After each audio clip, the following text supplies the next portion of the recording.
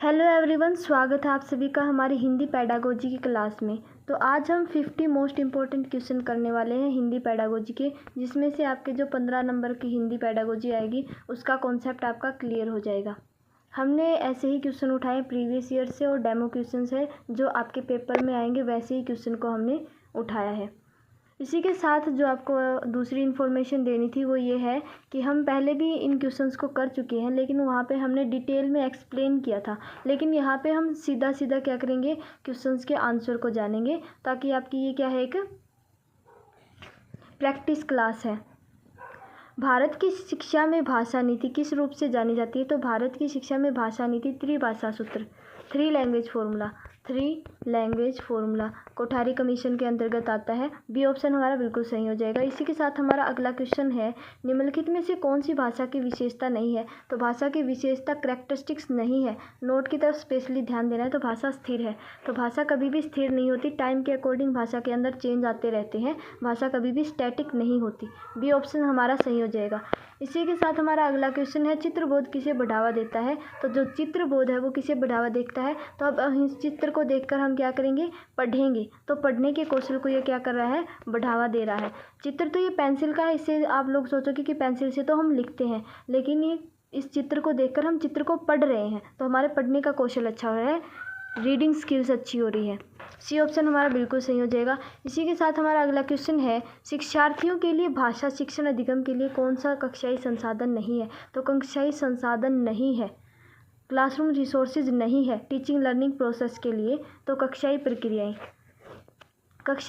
होती हैं, जो क्लासरूम प्रोसेसेस होती हैं, वो क्या है, कक्षाई संसाधन नहीं है टीचिंग लर्निंग प्रोसेस के लिए। सी ऑप्शन हमारा बिल्कुल सही हो जाएगा। इसी के साथ हमारा अगला क्वेश्चन है, उपचारात्मक शिक्षण के बारे में कौन सा कथन सही है? उपचारात्मक शिक्षण यानी कि रेमेडियल टीचिंग के बारे में कौन सा कथन सही है? प्रदर्शन उपलब्धि हेतु सुधार हेतु मदद करना। तो ये बात बिल्कुल सही हो जाएगी। प्रदर्शन और उपलब्धि सुधार हेतु क्या करती है, ये मदद करती है। ए ऑप्शन बिल्कुल सही हो जाएगा। इसी के साथ हमारा अगला क्वेश्चन है, निम्नलिखित में से कौन सा पठन पूर्व गतिविधि को समर्थित करता है? तो पठन पूर्व गतिविधि यानी कि प्री रीडिंग एक्टिविटी में क्या करते हैं, हम अनुमान लगाते हैं। तो अनुमान लगाने से संबंधित कार्यों का प्रयोग। बी ऑप्शन हमारा बिल्कुल सही हो जाएगा। इसी के साथ हमारा अगला क्वेश्चन है, कक्षा में एक विद्यार्थी अपने साथियों से हिंदी में बात कर रहा है। जब उसके शिक्षक ने बुलाया तो उसने तुरंत उन्हें अंग्रेजी में अपनी प्रतिक्रिया व्यक्त की। निम्नलिखित में से कौन सा किसका उदाहरण है? तो बच्चा एक बार क्या कर रहा था, हिंदी में बात कर रहा है अपने दोस्तों के साथ। उसने तुरंत क्या कि जब टीचर ने बुलाया तो वो क्या किस में करना स्टार्ट हो गया, बात इंग्लिश में करना स्टार्ट हो गया। तो उसने क्या किया है, कोड स्विच किया है। इसको बोलते हैं हम कोड स्विचिंग। ये ऑप्शन हमारा बिल्कुल सही हो जाएगा। इसी के साथ अगर आपको वीडियो पसंद आ रही है तो वीडियो को लाइक करें और चैनल को सब्सक्राइब करें। और तभी मैंने ऐसे बोला था अपनी वीडियो में कि जो मेरा फर्स्ट अटैम्प्ट में ही सीटर और अचटेट दोनों क्वालिफाई किए हैं मैंने। तब एक बच्चे ने बोला कि आप क्या पता झूठ बोल रहे हो, तो इसका भी मैं एक शॉर्ट वीडियो है वो डाल दूँगी। तो इससे आप लोगों को क्लैरिफाई हो जाए कि भाई हम झूठ नहीं बोल रहे। मेरे को झूठ बोल के क्या मिलेगा भाई, है ना? मैं क्यों झूठ बोलूँगी आप लोगों से? निम्नलिखित में से कौन सा परीक्षण स्वाभाविक रूप से भाषा कौशलों को मापता है, जिसमें पूर्ण तार्किक स्पष्टीकरण की आवश्यकता होती है? तो कौन सा कौशल है जो कम्प्लीटली जो बच्चे की क्या है, LSRW है, उनका विकास हो गया है, नहीं हो गया है? तो ये होता है व्यक्तिनिष्ठ। पर्सन टू पर्सन हम क्या कर सकते हैं, देख सकते हैं। अब हम पर्सन टू पर्सन देखेंगे तभी तो हमें पता चलेगा कि जब एक जो बच्चा है, एक स्टूडेंट है, उसको हम कंप्लीट ऑब्जर्व करेंगे तभी तो हमें पता चलेगा। तो व्यक्तिनिष्ठ, बी ऑप्शन हमारा बिल्कुल सही हो जाएगा।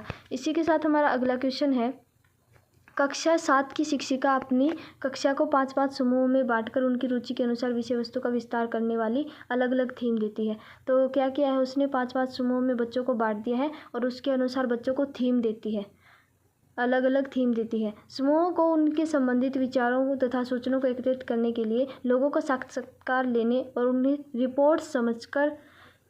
और उसे समझकर रिपोर्ट लिखने के लिए कहा गया। विद्यार्थियों को संलग्न करने वाली इस गतिविधि को हम क्या कहेंगे? तो टीचर ने क्या किया, बच्चों के 5-5 समूह में डिवाइड कर दिया, उनको बांट दिया है और उनको एक थीम देता है। और फिर जो थीम दिया उसके ऊपर क्या करती है, बच्चों को सूचना एकत्रित करने के लिए बोलती है। और ऐसे बोलती है कि भाई लोगों से भी मिलो और उनसे भी उनके जो क्या क्या उनके बारे में थॉट्स है, थिंकिंग है, उनको भी आप लोग क्या करो, पता लगाओ और उस पर रिपोर्ट तैयार करो। तो ये होती है परियोजना कार्य, प्रोजेक्टिव वर्क। ठीक है। समूह कार्य तब होता जब उसमें वो थीम ना देती या फिर लोगों से मिलने के लिए ना कहती, रिपोर्ट तैयार करने के लिए ना कहती। यहाँ पे ये क्या है, प्रोजेक्ट कार्य है। इसी के साथ हमारा अगला क्वेश्चन है, निम्नलिखित में से कौन सी भाषा की एक विशेषता नहीं है? तो भाषा की विशेषता नहीं है, यही क्वेश्चन फिर से आ गया, भाषा स्थिर है। यही बात हमारी सही हो जाएगी क्योंकि इन्होंने नहीं पूछा है। जो हमारा गलत होगा वही हमारा सही होगा। इसी के साथ ये क्वेश्चन ऊपर भी आ चुका है लेकिन उसमें क्या थे, ऑप्शन अलग थे, तो मतलब कि ये क्वेश्चन रिपीट होता है। किस परिकल्पना में यह सुनिश्चित किया गया है कि विद्यार्थी व्याकरण के नियमों को जाने और उन्हें सचेतन भाव से याद करे? तो व्याकरण के नियमों को जाने और उन्हें सचेतन भाव से कॉन्शियसली क्या करें, उनको रिमेंबर करे। तो ये होती है मॉनिटर परिकल्पना। प्राकृतिक अनुक्रम परिकल्पना तब होती जब वो नेचुरली करता। निवेश परिकल्पना होती है इनपुट हाइपोथेसिस। अब ये जो है, ये स्टीफन क्रैशन ने 5 हाइपोथेसिस दी है जिसमें से मॉनिटर परिकल्पना है, ये एक है। इसी के साथ हमारा अगला क्वेश्चन है, समग्र भाषा पद्धति का विचार किसके संबंध में प्रक्रिया स्वरूप सामने आया है? तो समग्र भाषा पद्धति का विचार वो क्या होती है, top down approach, top down पठन सिद्धांत। ये ऑप्शन हमारा बिल्कुल सही हो जाएगा। इसी के साथ हमारा अगला क्वेश्चन है, कक्षा 7 की शिक्षिका शिक्षार्थियों को भाषा के कुछ वाक्यांश देती है, मैं ठीक हूँ, मेरे अनुसार क्या मामला है? ये 3 वाक्य दिए हैं। इन वाक्य को देखकर आप पता लगाएंगे कि कौन सा उपागम अपनाती है शिक्षिका। तो शिक्षिका क्या उपागम अपनाती है? कोश विषयक उपागम। संप्रेक्षण या फिर संदर्भ संरचना ये नहीं होगा। डी ऑप्शन हमारा बिल्कुल सही हो जाएगा। इसी के साथ हमारा अगला क्वेश्चन है, वह प्रश्न जो शिक्षार्थियों को पठन सामग्री जैसे पढ़ने दिए गए निवेश में आगे जाने में समर्थ बनाते हैं। निवेश में आगे जाने में समर्थ बनाते हैं मतलब कि जितना कंटेंट दे रखा है उससे भी बच्चा क्या सोचता है, उसका अंडरस्टैंडिंग लेवल ज़्यादा बढ़े, वो होता है हमारा दूसरे के स्थान पर स्वयं को रखने से जुड़े पर्सन। जब हम दूसरे के स्थान पर खुद को लेकर चलेंगे, जब हम खुद से किसी चीज़ को समझने की कोशिश करेंगे ना, किसी करैक्टर को ऊपर हम खुद पर लेके चलेंगे, तब हमें सबसे ज़्यादा अच्छे तरीके से समझ में आएगा, हमारा अंडरस्टैंडिंग लेवल ज़्यादा अच्छा तरीके से बढ़ेगा। सी ऑप्शन हमारा बिल्कुल सही हो जाएगा। इसी के साथ हमारा अगला क्वेश्चन है, ए और ब 2 कथन दिए हमें, उनमें से देखकर बताना है सही है या गलत है। अकादमिक भाषा विशेषताओं की विशेषता है जो अकादमिक विषयों के लिए विशिष्ट होती है। जो अकेडमिक लैंग्वेज होती है ना, उनकी विशेषता होती है कि जो एकेडमिक सब्जेक्ट होते हैं ना उनके लिए स्पेशल होते हैं। तो ये बात बिल्कुल सही है। अकादमिक भाषा के क्षेत्र में व्याकरण, शब्दावली और भाषा के सभी क्षेत्रों के विमर्श है, ये बात भी बिल्कुल सही है। तो ए और ब दोनों ही सही हो जाएंगे। अकादमिक, जो यहाँ पे अकादमिक से मतलब एकेडमिक लैंग्वेज है जो हमारी स्कूल की होती है, इंस्टीट्यूट की होती है, उनसे रिलेटेड है। इसी के साथ हमारा अगला क्वेश्चन है, तो ये क्वेश्चन है, ये हम क्या कर रहे हैं, प्रैक्टिस करवा रहे हैं। ठीक है, डिटेल में हम इनको कर चुके हैं, ये तो हमारे जो पेपर से पहले, ताकि आप लोग जल्दी से इनका रिवीजन, ये तो एक टाइप से आप लोगों का रिवीजन हो रहा है। किसी एक भाषा की कक्षा के लिए निम्नलिखित में से क्या सबसे उपयुक्त है? तो भाषा के लिए सबसे उपयुक्त क्या है? लक्ष्य भाषा की आकृति और अर्थों के बीच में संबंध स्थापित करना। ये बात बिल्कुल सही हो जाएगी। जो लक्ष्य भाषा है उनकी आकृति और उनके मीनिंगफुल होनी चाहिए, हमें उनके मीनिंग समझने आने चाहिए, उनकी आकृति होती है वो भी समझ में आए, इमेजेस समझ में आनी चाहिए और उनके बीच में रिलेशन होना चाहिए। ये बात बिल्कुल सही हो जाएगी। ड्रिल, गहन अध्ययन या फिर अनुवाद के माध्यम से गहन अध्ययन, ये बात बिल्कुल गलत हो जाएगी। हाँ, ये बिल्कुल भी अच्छा तरीका नहीं है। हमारी जो स्टडी होती है, हमारी जो लैंग्वेज होती है वो मीनिंगफुल होनी चाहिए, कम्युनिकेशन होता है। इसी के साथ हमारा अगला क्वेश्चन है, प्रभावशाली संप्रेषण के लिए प्रेषक को किस बात पर ध्यान नहीं देना चाहिए? तो प्रभावशाली संप्रेषण यानी कि इफ़ेक्टिव कम्युनिकेशन के लिए किस बात पर ध्यान नहीं देना चाहिए? सुनने वाले की सामाजिक आर्थिक स्थिति पर। तो ये बात बिल्कुल सही हो जाएगी क्योंकि हमें नहीं ही देखना था। ठीक है, अब हम ऐसे नहीं करते भाई किसी की जेब में पैसा है तभी हम किसी के साथ बात करेंगे, अगर किसी के पास पैसा नहीं है तो हम किसी के साथ बातचीत भी नहीं करेंगे। तो ये बात बिल्कुल यहाँ पे क्या हो जाएगी, सही हो जाएगी क्योंकि इन्होंने नहीं पूछा है, नोट वाला ही आंसर हमारा देना था हमें। तो सुनने वाले के ज्ञान को, रुचि को, जो सुनने वाला उसको इंटरेस्ट भी लेना चाहिए, उसको नॉलेज भी होना चाहिए, उसकी सामाजिक और संस्कृति रीतियाँ भी पता होनी चाहिए, मतलब कौन से कल्चर से आता है या फिर कौन सी उसकी क्या है कम्युनिटी है, ये बारे इस चीज़ों के बारे में भी पता होना चाहिए ताकि हम ज़्यादा से ज़्यादा उनको क्या कर सके, कनेक्ट कर सके। तो ए ऑप्शन हमारा बिल्कुल सही हो जाए क्योंकि ये नहीं है। एक भाषा से दूसरी भाषा में जाना ट्रांस लैंग्वेज कहलाता है के बारे में क्या सही नहीं है, तो नोट वाला फिर से आ गया। भाषाओं के बीच अनुवाद होता है, ये बात बिल्कुल सही हो जाएगी। तो क्या नहीं होता है, यह विद्यार्थियों को एक भाषा तक सीमित रखता है, यही बात बिल्कुल सही हो जाएगी क्योंकि इन्होंने नहीं पूछा था। ठीक है, अब देखो दो भाषा के बाद तो क्वेश्चन खुद कर रहा है, दो भाषा के बाद तो क्वेश्चन खुद कर रहा है, तो एक भाषा तक सीमित कैसे रख सकते हैं हम। तो डी ऑप्शन हमारा बिल्कुल सही हो जाएगा। इसी के साथ हमारे असर्शन और रीजन वाला क्वेश्चन आ गया फिर से। भाषा अध्यापक द्वारा व्यक्तिपरक अधिगम की योजना तैयार की जानी चाहिए, तो ये बात बिल्कुल सही है। एक भाषा अधिगम है, अध्यापक है, उसको व्यक्तिपरक अधिगम योजना तैयार करनी चाहिए ताकि उसको समझ में आए, ताकि बच्चे क्या करें, नई भाषाओं के अधिगम से शिक्षार्थियों में विविधता होती है, ये बात बिल्कुल सही होती है। जो नई लैंग्वेज होती है और उनके जब हम उनको क्या करवाते हैं, लर्न करवाते हैं, तो उसमें जो शिक्षार्थी हैं उसके बीच में क्या होती है, विभिन्नता होती है। क्योंकि कुछ बच्चे क्या होते हैं, ज़्यादा इंटेलिजेंट होते हैं, कुछ भाई थोड़े कम समझ में आने वाले भी होते हैं, कुछ ऐसे भी होते हैं जिनको मतलब कि ठीक ठीक का समझ में आ जाता है, तो उनके अंदर क्या प्रेजेंट होती है, डाइवर्सिटीज़ होती है। तो ये बात भी बिल्कुल सही हो जाएगी। ए और बै दोनों ही सही है, आर और ए आर की सही व्याख्या करता है। इसी के साथ हमारा अगला क्वेश्चन है, किस विधि में शिक्षार्थी को प्रथम भाषा शिक्षण के लिए केंद्रीय भूमिका निभाती है। तो प्रथम भाषा यानी कि हमारी यहाँ पे बता हो रही है मदर टंग की, ठीक है, मदर टंग की मातृभाषा की बात हो रही है। और जो सेंट्रल रोल निभाती है तो वो कौन सी होती है, व्याकरण अनुवाद विधि, ग्रामर ट्रांसलेशन मेथड।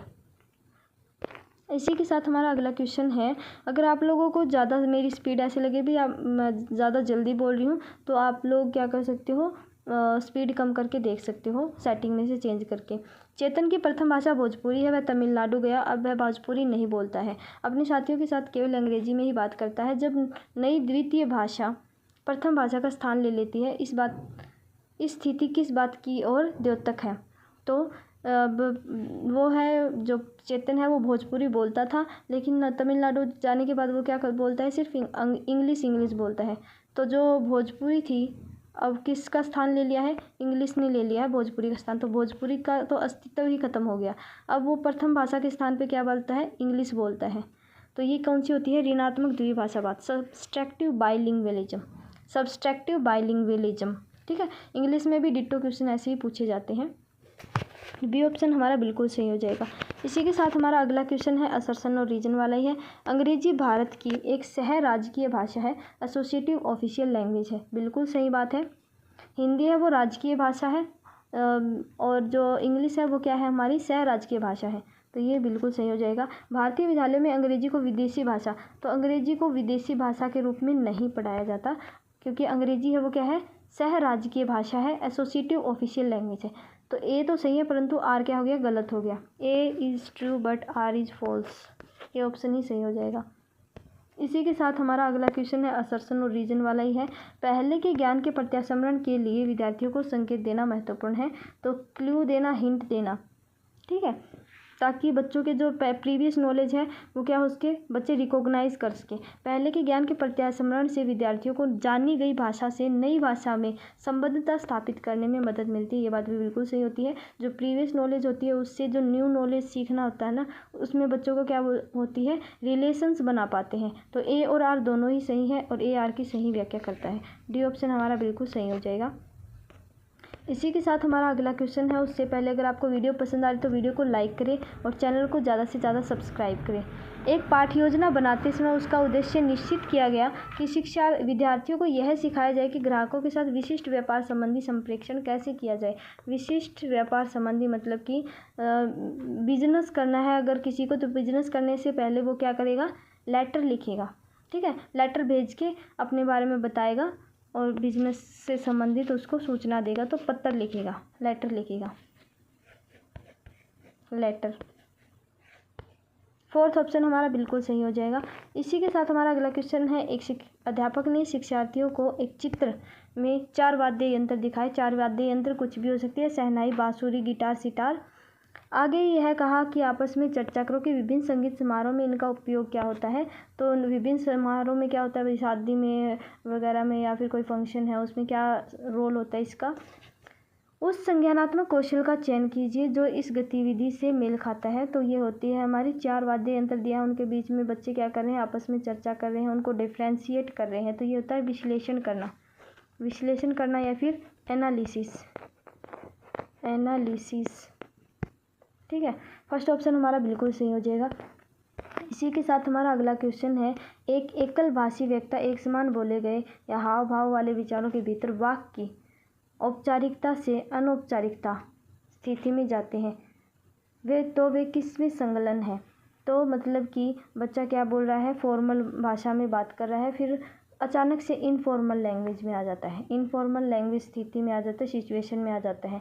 जैसे कि बच्चा हिंदी में बात कर रहा है, टीचर ने बुलाया तो तुरंत इंग्लिश में बात स्टार्ट कर दी।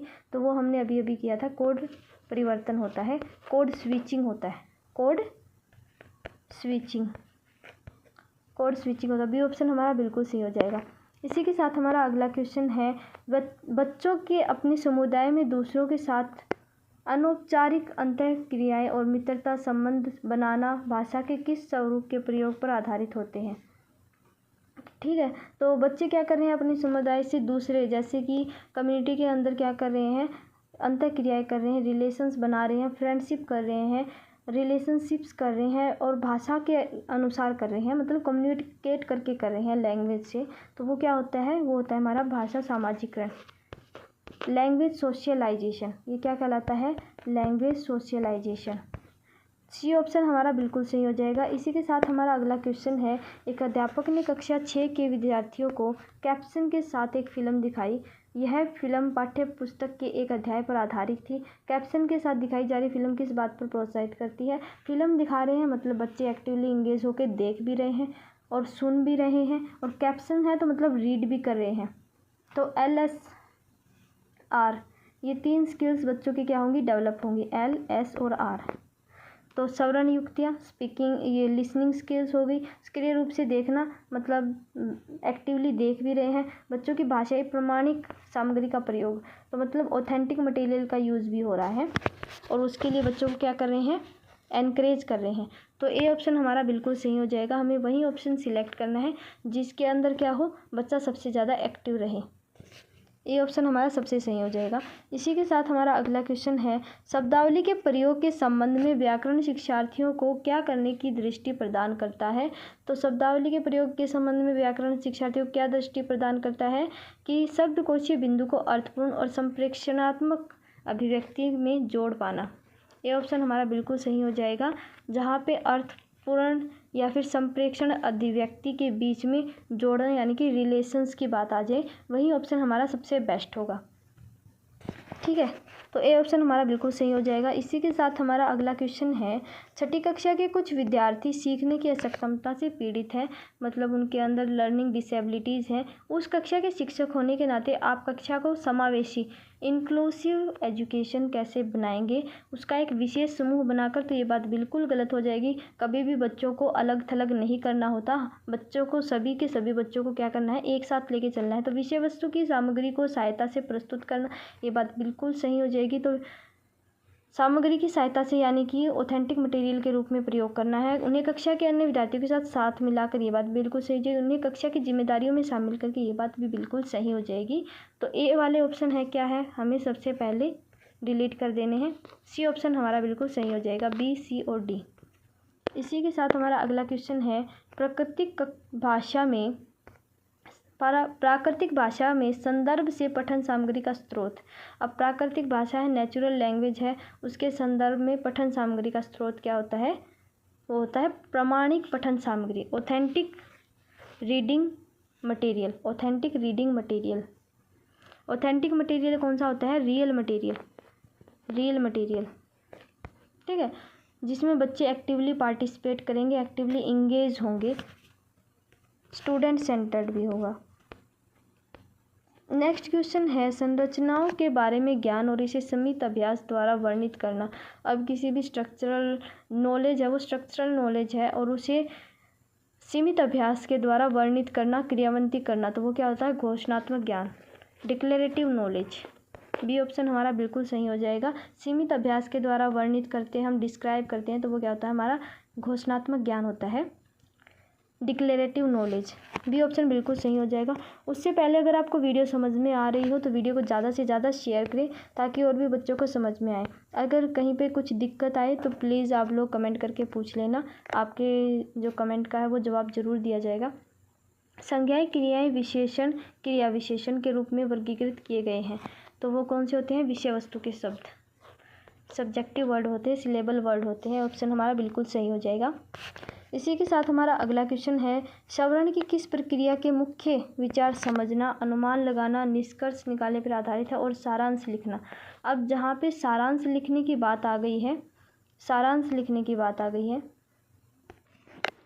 तो सारांश लिखने की बात आ गई तो ये हमारी होती है उदाहरणोन्मुखी श्रवण प्रक्रियाएं, बॉटम अप अप्रोच होती है ये, bottom up approach, bottom up approach, approach से पहले आप श्रवण है तो लिसनिंग एक्टिविटीज़, लिसनिंग स्किल्स भी आ सकती हैं, तो ए ऑप्शन हमारा बिल्कुल सही हो जाएगा।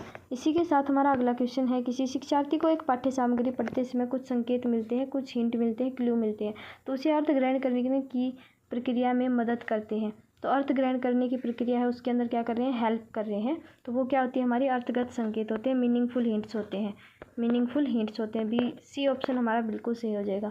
इसी के साथ हमारा अगला क्वेश्चन है, एक बच्ची अपने माता पिता के साथ बिहार से मुंबई आती है, ठीक है, वह विद्यालय में हिंदी, संस्कृत तथा अंग्रेजी सीखती है और अपने आस पड़ोस एवं विद्यालय में अपने मित्रों से मराठी भाषा बहुत अच्छे तरीके से सीखती है। तो मराठी भाषा उसने क्या की है, एक्वायर की है।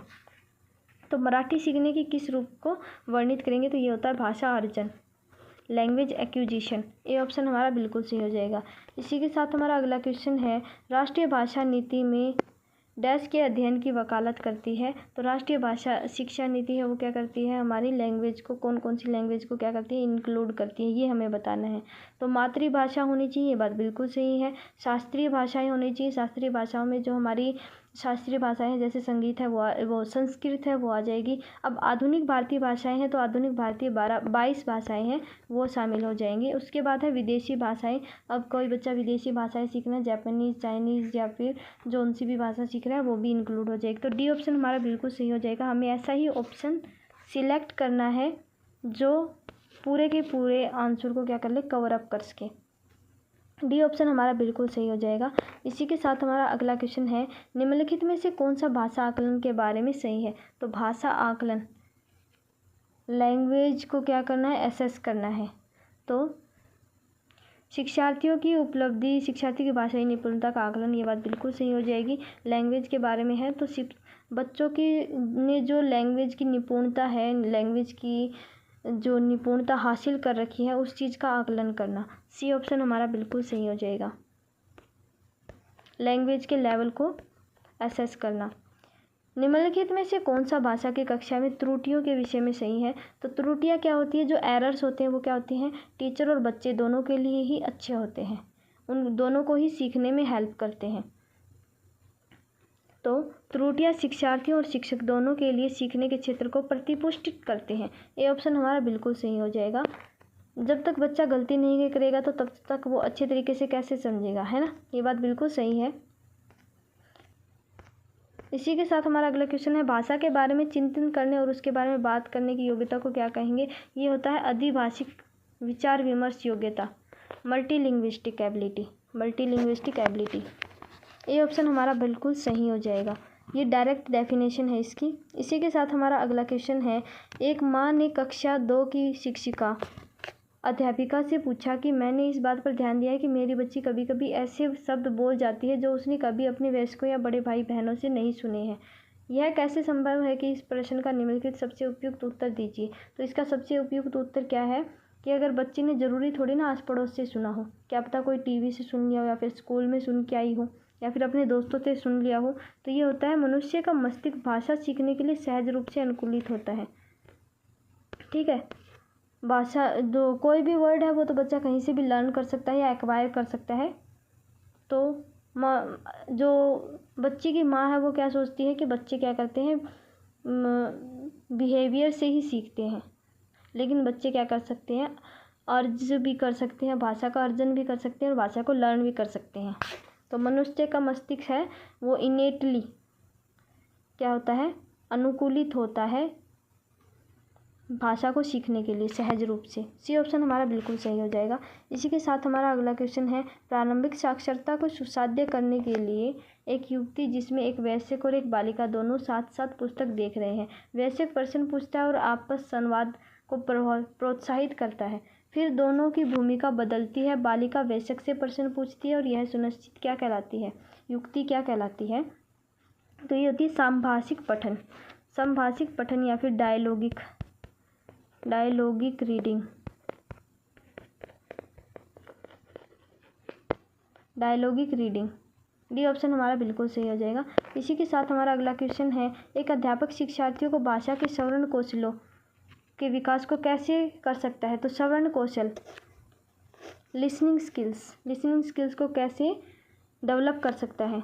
तो शिक्षार्थियों के लिए ऐसे अवसर सृजित करना जिसमें वे तरह तरह के भाषा स्रोतों और लोगों से सुन सके और अन्य श्रवण संबंधी गतिविधियों में संलग्न हो सके। तो ऐसी अपॉर्चुनिटी प्रोवाइड करनी है जिससे कि ज़्यादा से ज़्यादा लोगों को सुने या फिर ऐसी एक्टिविटीज़ में भाषा के स्रोतों को क्या कर सके, सुन सके और अन्य श्रवण संबंधी गतिविधियों में भी क्या कर सके, शामिल हो सके। डी ऑप्शन हमारा बिल्कुल सही हो जाएगा। उससे पहले अगर आप लोग वीडियो पसंद आ रही हो तो वीडियो को लाइक करें और चैनल को सब्सक्राइब करें। असर्शन और रीजन वाला ही है, प्राथमिक भाषा स्तर पर भाषा की सटीकता बहुत महत्वपूर्ण है। ये बात बिल्कुल गलत हो जाएगी। सटीकता ज़रूरी नहीं होती, बच्चों के जो अंडरस्टैंडिंग लेवल है वो थोड़ा अच्छा होना चाहिए। सटीकता ज़रूरी नहीं है कि बच्चे को बिल्कुल सही ही बोलना है, एक एक वर्ड अच्छा होना चाहिए, सही होना चाहिए, ज़रूरी नहीं है। बच्चे को सीखने के लिए प्रोत्साहित करना है। व्याकरण प्राथमिक स्तर की पाठ्यचर्या का अभिन्न अंग है, ये बात बिल्कुल सही हो जाएगी क्योंकि वर्ब वगैरह, नाउन वगैरह और ये तो क्या होती है, बच्चे मतलब जब भाषा सीखता है तभी स्टार्ट कर देता है ये वर्ड्स बोलना। तो व्याकरण है ये अभिन्न अंग है। तो ए गलत है परंतु आर सही है, ये ऑप्शन हमारा बिल्कुल सही हो जाएगा। इसी के साथ हमारा अगला क्वेश्चन है, भाषा अधिगम की प्रकृति और शिक्षण शास्त्रीय व्यवस्थाओं दोनों की अनुप्रयोगिता के बारे में सैद्धांतिक स्थितियों और मतों को क्या कहेंगे? सैद्धांतिक होता है हमारे प्रिंसिपल्स। तो हमारे प्रिंसिपल्स जहाँ पे प्राकृतिक शिक्षण, शास्त्रीय व्यवस्थाओं, इनकी उपयोगिताओं की अनुप्रयोगिताओं के बारे में बात हो रही है तो ये हमारी होती है उपागम हो गई, अप्रोच हो जाएगी और पद्धति भी बोल देते हैं। तो डी ऑप्शन हमारा बिल्कुल सही हो जाएगा। इसी के साथ हमारा अगला क्वेश्चन है, रचनात्मक मूल्यांकन क्या है? रचनात्मक मूल्यांकन या फिर फॉर्मेटिव असेसमेंट क्या होती है? Assessment for learning. जो हमारी क्लासेस होती है उसके दौरान जो पीरियड होता है, सेशनल पीरियड, उसके अनुसार जो हमारा आकलन होता है ना, यूटी वगैरह हो जाते हैं, टेस्ट वगैरह हो जाते हैं, ओरल टेस्ट, रिटन टेस्ट, तो ये जो भी होते हैं ये किस लिए होते हैं? ये रचनात्मक मूल्यांकन होता है जो हमें क्या देते हैं? फीडबैक देते हैं, फीडबैक। ठीक है भाई, बच्चों ने कितना सीख लिया है इस चीज़ के बारे में बताते हैं। तो अधिगम में हो रहे विकास और सुधार से संबंधित है, तो डेवलपमेंट से संबंधित है और उसके सुधार से संबंधित है। सी ऑप्शन हमारा बिल्कुल सही हो जाएगा। इसी के साथ हमारा अगला क्वेश्चन है, एक शिक्षार्थी नए व्याकरणिक रूपों को सीखते समय पहले से सीखे हुए व्याकरणिक नियमों को आधार बनाता है। तो प्रीवियस नॉलेज को क्या करना है? नई नॉलेज को सीखने के लिए कनेक्ट कर रहा है। इस अधिगम तकनीक को क्या कहेंगे? तो ये अधिगम होती है हमारी संज्ञानात्मक युक्तियाँ, कोग्निटिव स्किल्स। क्या होती है? Cognitive skills. ए ऑप्शन हमारा बिल्कुल सही हो जाएगा। मेटाकोग्निटिव स्किल्स तब होती जब थिंकिंग अबाउट थिंकिंग करता है अगर बच्चा। इसी के साथ हमारा अगला क्वेश्चन है, एक शिक्षार्थी सीमित समझ के साथ पठन सामग्री पढ़ पाती है और वह पठन सामग्री को बहुत अच्छी तरीके से पढ़ पाती है। अवबोधन कार्य यहाँ पर जहाँ पे बच्चे को दिक्कत आ रही है वो होता है अवबोधन कार्य। अपने बड़े भाई की सहायता से करती है, जहाँ पे दिक्कत आ रही है वहाँ पे अपने बड़े भाई से क्या कर रही है? हेल्प ले रही है। शिक्षण अधिगम की यह अभ्यास क्या है? तो ये क्या होती है हमारी? सहारा मिलना। सी ऑप्शन बिल्कुल सही हो जाएगा। सहारा मिलना, पाड़, मचान, हेल्प, तो ये सारी की सारी क्या होती हैं? स्कैप फोल्डिंग। तो ये सभी के सभी किस चीज़ के उदाहरण हैं? ये है सहारा मिलना। और इसकी बात हमारे कौन करते हैं? लेव वाइगोस्की। लेव वाइगोस्की, जो सोशल कंस्ट्रक्टिविस्ट हैं, उन्होंने इसकी बात की है। तो सी ऑप्शन हमारा बिल्कुल सही हो जाएगा। इसी के साथ हमारा अगला क्वेश्चन है, वह कार्य जो शिक्षार्थियों को शब्दों की आकृतियों से जुड़ने और अर्थ निकालने में प्रयोग करने में सहायता करता है। तो वह कार्य कौन सा होता है? अर्थ ग्रहण करने के लिए भाषा सीखने का कार्य। बी ऑप्शन हमारा सही हो जाएगा। मीनिंगफुल होनी चाहिए जो हम भाषा सीख रहे हैं वो। बी ऑप्शन हमारा बिल्कुल सही हो जाएगा। इसी के साथ हमारा अगला क्वेश्चन है, भाषा सीखने का कौन सा उपागम इस मत को प्रोत्साहित करता है कि भाषा अधिगम नियमों से सीखने से संबंधित है। तो जहाँ पे नियम की बात आ जाए ना, मतलब रूल से एग्जाम्पल की तरफ जाने की बात आ जाए, तो वो होता है निगमात्मक। ठीक है। और अगर डिडक्टिव मेथड, इंग्लिश में बोल देते हैं डिडक्टिव मेथड, और जब हम एग्जाम्पल से रूल की तरफ जाते हैं, एग्जाम्पल से रूल की तरफ आते हैं, वो होता है आगमनात्मक या फिर इंडक्टिव मेथड। तो रूल से एग्जाम्पल की तरफ जा रहे हैं तो बी ऑप्शन हमारा बिल्कुल सही हो जाएगा। इसी के साथ यहीं तक हमारे क्वेश्चन सब वो ख़त्म होते हैं। अगर आपको वीडियो पसंद आई तो वीडियो को लाइक करें, चैनल को सब्सक्राइब करें और वीडियो को ज़्यादा से ज़्यादा शेयर करें। तो रिवीजन की क्लास हमारी यहीं पे ख़त्म होती है।